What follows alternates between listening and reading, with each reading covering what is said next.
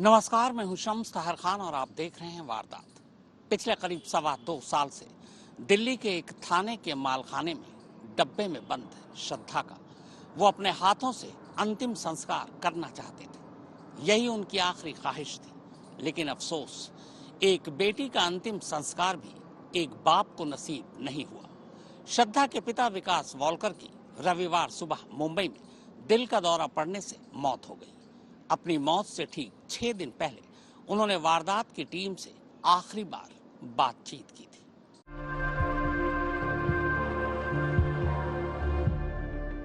करीबन 2.5 साल हो गए, तो मैंने अब तक उसका अंतिम संस्कार भी नहीं किया मेरी बेटी का। बॉडी पार्ट्स थे क्या? वो कहाँ रखे हैं? क्या आपको इसके बारे में कोई जानकारी है? जो भी विटनेसेस है उनकी गवाही के तौर पे उसको पेश किया जाता है, तभी मैं देखता हूँ। ये तो 1.5 साल पहले ही होना चाहिए था। जो फास्ट ट्रैक ट्रायल कोर्ट का मतलब ये है कि इसको डे टू डे हियरिंग पे जाना चाहिए। 35 से 40 बार तो मैं जा चुका हूँ वहाँ पे। उनकी अंतिम इच्छा एक ही थी, अपने जीते जी अपनी बेटी का अंतिम संस्कार करना। लेकिन कानून की सुस्त चाल उनकी इस आखिरी ख्वाहिश को भी कुचल गई। जी हाँ, अपनी बेटी श्रद्धा वॉलकर के खूनी आफताब पूनावाला को फांसी के फंदे पर चढ़ता देखने और उससे पहले अपने हाथों से श्रद्धा का अंतिम संस्कार कर पाने की अंतिम इच्छा लिए श्रद्धा के पिता विकास वॉलकर इस दुनिया से चले गए। रविवार सुबह उन्होंने मुंबई के अपने इसी घर में आखिरी सांस ली। उनके दिल पर पिछले 2.25 साल से इतना बोझ था कि उस बोझ को दिल संभाल ही नहीं पाया और आखिरकार दिल का दौरा पड़ने से विकास वॉलकर की मौत हो गई। बीते सोमवार यानी 3 फरवरी की शाम मुंबई में मौजूद आज तक के संवाददाता दीपेश त्रिपाठी विकास वॉलकर से मिलने उनके इसी घर में गए थे। दरअसल विकास वॉलकर श्रद्धा केस की सुस्त रफ्तारी और 2.25 साल बाद भी श्रद्धा का अंतिम संस्कार न कर पाने से काफी उदास थे। सोमवार 3 फरवरी की शाम उन्हीं के घर में ये उनका आखिरी इंटरव्यू रिकॉर्ड हुआ था। दरअसल जनवरी में विकास वॉलकर की दिल्ली के साकेत कोर्ट में पेशी थी।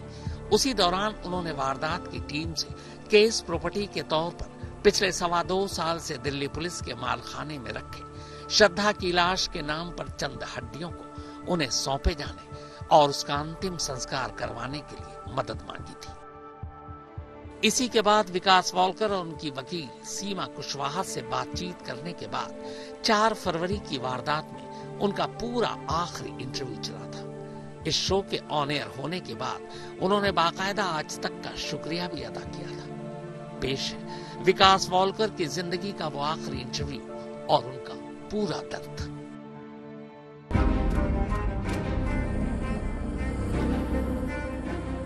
यह दिल्ली का महरौली थाना है और इसी थाने के अंदर यह थाने का मालखाना है। पिछले 2.25 साल से इसी मालखाने में एक छोटे से बक्से में श्रद्धा वॉलकर बंद है।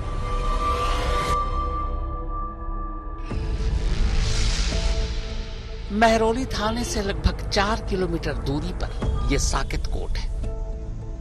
1 जून 2023 यानी लगभग पिछले 2.25 साल से इसी कोर्ट में श्रद्धा केस की सुनवाई हो रही है। इस सुनवाई के दौरान ऐसा कई बार हुआ जब एक छोटे से बक्से में बंद श्रद्धा को महरौली थाने के मालखाने से निकालकर इस कोर्ट में पेश किया गया।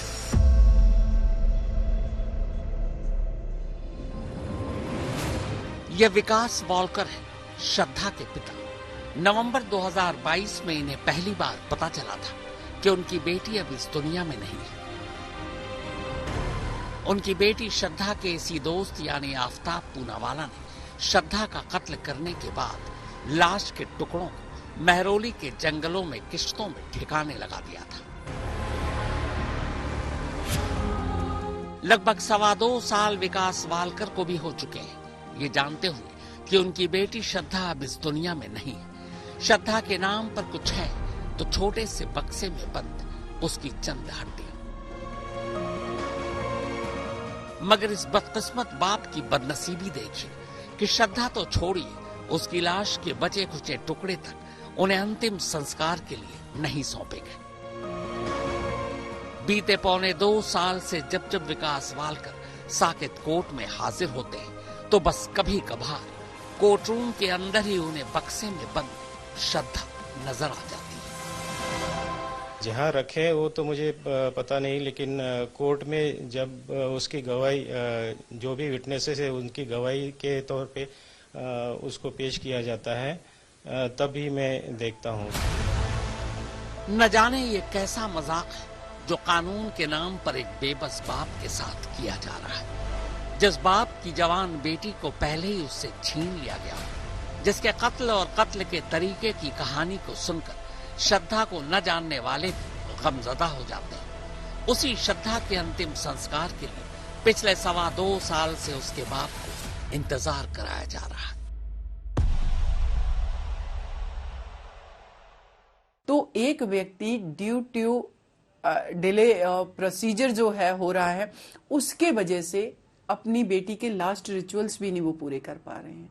तो ये एक बहुत बड़ा क्वेश्चन मार्क भी है कि इसमें तो एटलीस्ट कम से कम 1 साल के अंदर ट्रायल कंक्लूड होकर के जजमेंट हो जाना चाहिए था।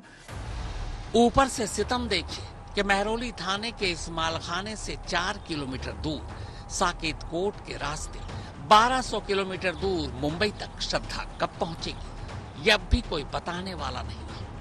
श्रद्धा केस की सुनवाई करने वाला फास्ट ट्रैक कोर्ट कितना फास्ट है, ये इसी से समझ लीजिए कि 1.25 साल हो चुके हैं, लेकिन अब भी ट्रायल तो छोड़िए, गवाहों की गवाहियां तक पूरी नहीं हो पाई है। और इस बात की भी गारंटी नहीं है कि अगर फास्ट ट्रैक कोर्ट का फैसला आ भी जाता है तो भी श्रद्धा के पिता श्रद्धा का अंतिम संस्कार कर पाएंगे या नहीं। जानते हैं क्यों? क्योंकि बहुत मुमकिन है कि फास्ट ट्रैक कोर्ट के फैसले के बाद जब इस फैसले को हाई कोर्ट में चुनौती दी जाएगी तो बहुत मुमकिन है कि हाई कोर्ट भी श्रद्धा की हड्डियों को केस प्रॉपर्टी के तौर पर श्रद्धा के पिता को फैसला आने तक सौंपने से इनकार कर दे। करीबन 2.5 साल हो गए तो मैंने अब तक उसका अंतिम संस्कार भी नहीं किया मेरी बेटी का। तो मैं यही कोशिश कर रहा हूँ कि मुझे जल्द से जल्द उसका न्याय मिले और मैं उसका अंतिम संस्कार कर लूँ। कायदे से हमारे देश का जुडिशियल सिस्टम एक है, फास्ट ट्रैक कोर्ट के काम करने का तरीका भी एक। फिर क्या वजह है कि कोलकाता आरजीकर अस्पताल की जूनियर डॉक्टर के रेप और मर्डर केस का फैसला वही 2 महीनों में सुना देता है, मगर कोलकाता से दूर दिल्ली में एक दूसरा फास्ट ट्रैक कोर्ट श्रद्धा केस की सुनवाई में 2 साल ले लेता है। फिर भी फैसले का पता नहीं कब आएगा। जब से ये केस चल रहा है मैंने यही मांग की थी कि उसका फास्ट ट्रैक और वो भी टाइम बाउंड फास्ट ट्रैक हो जाए केस और उसका जल्द से जल्द फैसला हो जाए। लेकिन ये केस के बाद भी जैसे कि कलकत्ता में जो डॉक्टर की कोई केसी मेडिकल कॉलेज में जो हत्या हुई थी तब उसको जो आरोपी था उसको भी अभी 6 महीने के अंदर उसको न्याय मिल गया। तो ये केस 2.5 साल से अभी उसको न्याय नहीं दे पा रहे, तो मुझे लगता है कि ये कहीं ना कहीं देरी हो रही है। 18 मई 2022 को दिल्ली के महरौली इलाके में एक हत्याकांड सामने आया था। यह हत्याकांड था श्रद्धा मर्डर केस। 12 नवंबर 2022 को इस मामले में आरोपी आफताब को पकड़ा गया। उसने श्रद्धा की हत्या करने के बाद उसके कई टुकड़े किए थे और ये 6 महीने तक मामला ठंडे बस्ते में रहा। लेकिन 6 महीने के बाद जब पुलिस इस मामले में एक्टिव हुई, एक कंप्लेंट हुई उसके फादर की तरफ से, तब यह मामला सामने आया। इस मामले में दिल्ली की साकेत कोर्ट में यह ट्रायल चल रहा है और करीब 6,629 पेजों की चार्जशीट दिल्ली पुलिस ने दाखिल की थी।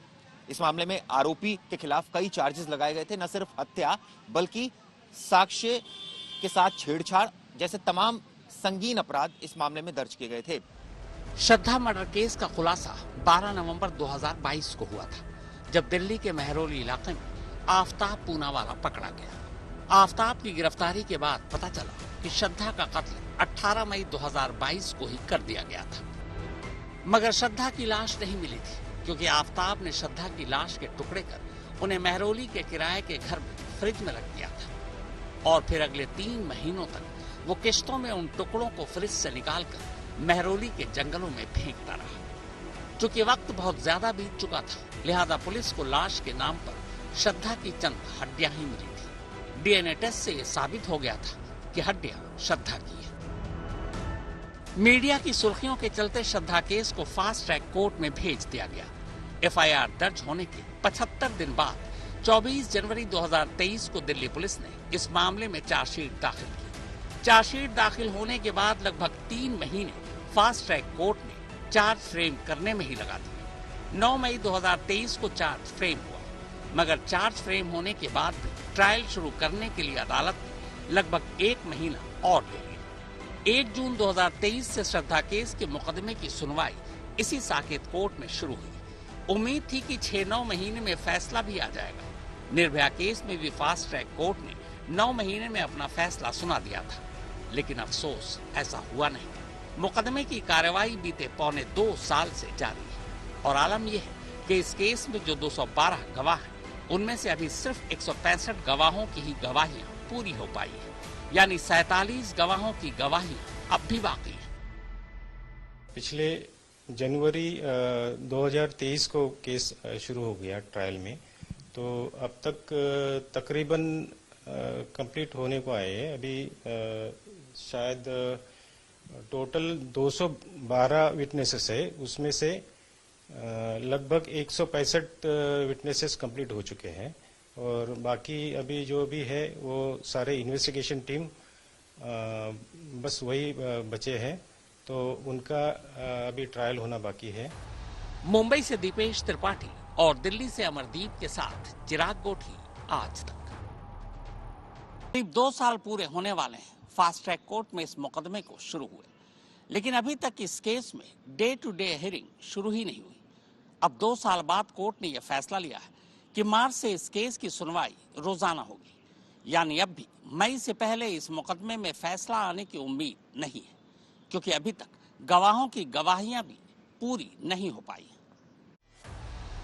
कमाल देखिए, अब जब इस मुकदमे की कार्रवाई को लगभग 2 साल होने जा रहे हैं, तब फास्ट ट्रैक कोर्ट ने यह फैसला लिया है कि अगले महीने यानी मार्च से वो इस केस की डे टू डे सुनवाई करेगा, यानी जो काम 2 साल पहले होना था वो अब 2 साल बाद होगा। अभी मुझे लगता है कि ये जैसे जज मैम ने कहा कि अगले मार्च में इसकी डे टू डे हियरिंग हो जाएगी, ऐसा उन्होंने बोला। ये अभी वैसे 2 साल के बाद उन्होंने डिक्लेयर किया कि डे टू डे हियरिंग होनी है, तो ये तो 1.5 साल पहले ही होना चाहिए था।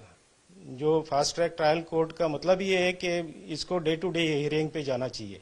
वैसे ये हाई कोर्ट ने भी यही फैसला दिया था कि इसको फास्ट ट्रैक पे ही चलाया जाए, तो अभी 2 साल के बाद इन्होंने ये डिसीजन लिया कि इसको डे टू डे हियरिंग कराई जाए।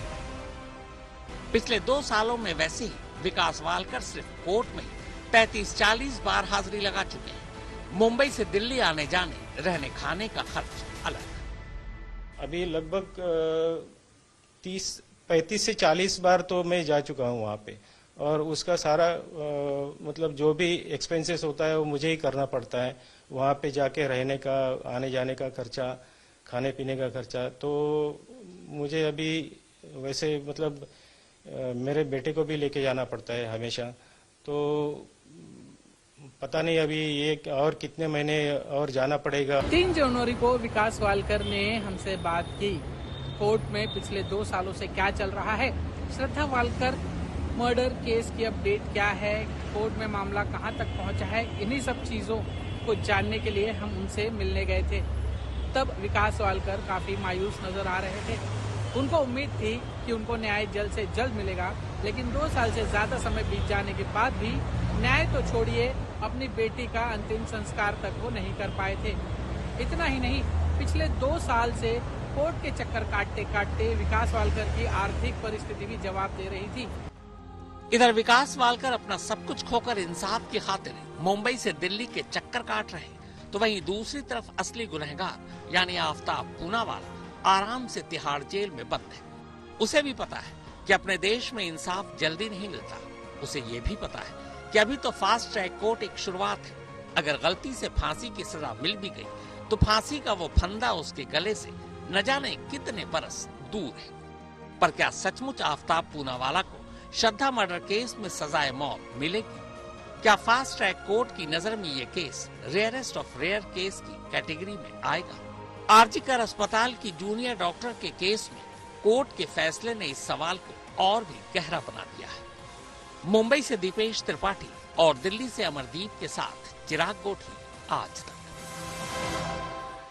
तो वारदात में फिलहाल इतना ही, मगर देश और दुनिया की बाकी खबरों के लिए आप देखते रहिए आज तक।